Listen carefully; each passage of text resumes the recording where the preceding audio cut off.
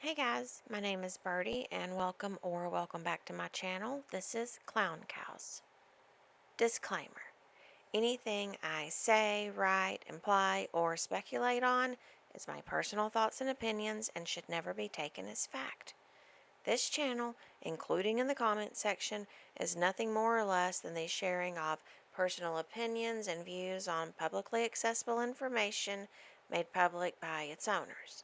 I'm a flawed human, so my opinions may be flawed as well. I'm an expert in nothing, so if you have questions, please seek expert advice. If you're ready, I'm ready. So let's get started. In today's video, I'd like to examine what rock bottom is, if Amber is there, and if she's even capable of making it there. I want to start by examining what rock bottom is. And since we can have different views and define things differently because this is a subjective topic, I'm just going to look up specifically what is rock bottom for an addict and what is rock bottom in general. Number one, rock bottom for an addict, according to Safe Harbor Recovery, is the point where someone loses so much to active addiction that they are motivated to get sober. And number two, what is rock bottom in general? And this is according to the Newport Institute. It is when a person hits the lowest point of their lives. So, has Amber hit rock bottom in any way? Many would say that she should have by now. I mean, she's had cancer. She's gotten so big that she can't walk and breathe simultaneously. She's got no friends left because, in part, she's an outright punishment to be around. She's greedy and smug, and in general, she's just as unpleasant as they come. Her family can't even stand her. They've kicked her out as an adult. She's been estranged from them for years now, and then they've cut her off even after they were reunited. She can only do one job that requires no ability or effort on her part, and at this point, it's her viewers who are having to force themselves to get through her content, and the ones that she says that she loves even more than herself, her animals, aren't even being provided with the basics of what she owes them, and the suffering they've faced has been obvious for years to everyone but her. So, has Amber hit rock bottom? And my answer is hell no. I don't think so. This life, if we can even call it that, which Amber is living, would be rock bottom for probably any of us. The loneliness, the recognition of failing our pets, the inability to enjoy simple things like a bath or shower after a long day due to size and the inability to stand for any amount of time. I think we would be at our lowest point if we had to live Amber's life. So, how is it that Amber is still somehow continuing on like nothing is wrong?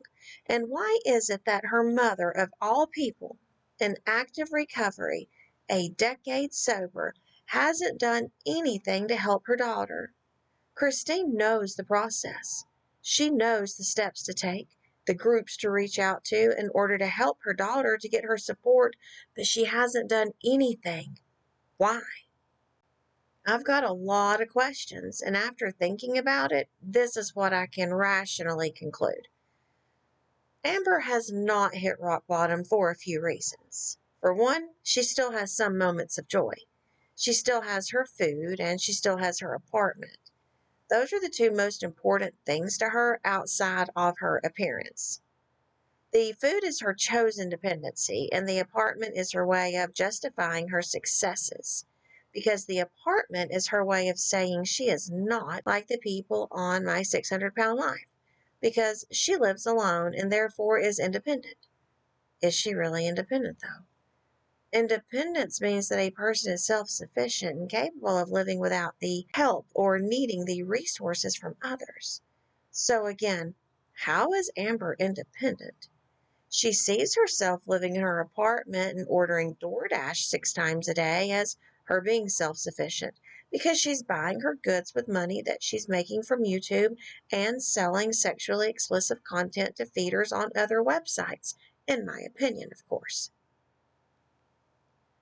This goes hand in hand with my last video where I argued my views on the clues that I believe indicate that Amber is making feeder content for money, outside of YouTube, that is.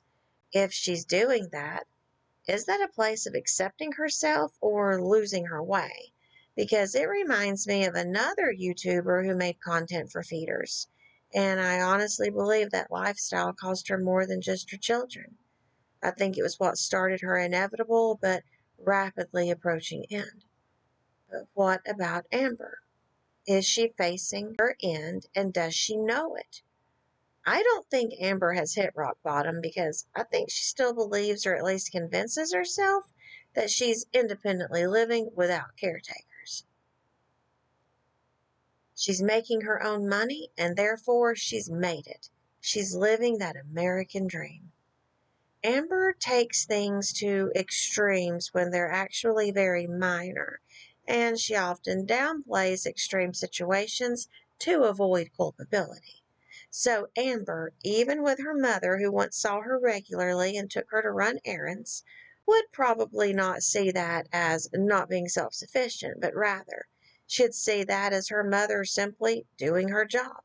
And as for Christine, the reason I believe that she has not staged an intervention or contacted people who may be able to help her daughter is because she simply doesn't give a shit. You see, Christine is a lot like her own mother, self-consumed, self-loving, self-absorbed. Life is all about her, and everything else is just a consequence of getting through it. I really don't think she cares about Amber or Amber's life. I believe Christine does consider Amber so far gone that she's not worth the trouble of trying to save. It's all just my opinion, but I feel it strongly. Now, I think it'll take Amber facing homelessness before she has her personal rock bottom, and that's never going to happen.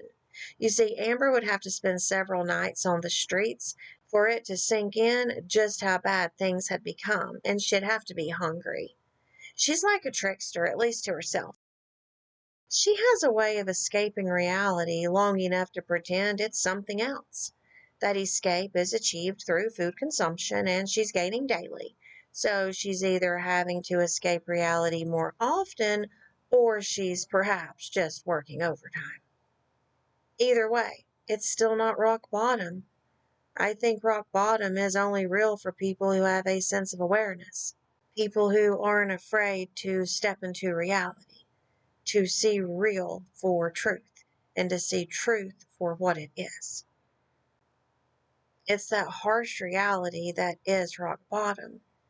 It's not necessarily the wrong that you know you're doing. It's the circumstances and the consequences that you know are just around the corner. You just don't know which one. How can Amber hit what she doesn't even accept as real? I mean, if she's living in such a state of make-believe and fairy tales inside her own head, then how will she ever face a scary reality that wakes her up? And the answer is, she won't. It's almost like in five-card poker. So you get five cards, which may or may not be the best. You can actually be dealt the shittiest cards in the deck. It's rare, but it can happen. But you can discard up to 4 cards if you have an ace or a wild, and you get up to 4 new cards to replace what you discarded, and then you have a different, often better hand. You at least have something with a new opportunity and a hand that is more manageable than the one you discarded. That's like Amber's life. She was dealt a terrible hand, I'll admit that. But she could have gotten rid of up to 80% of that baggage just by seeking treatment.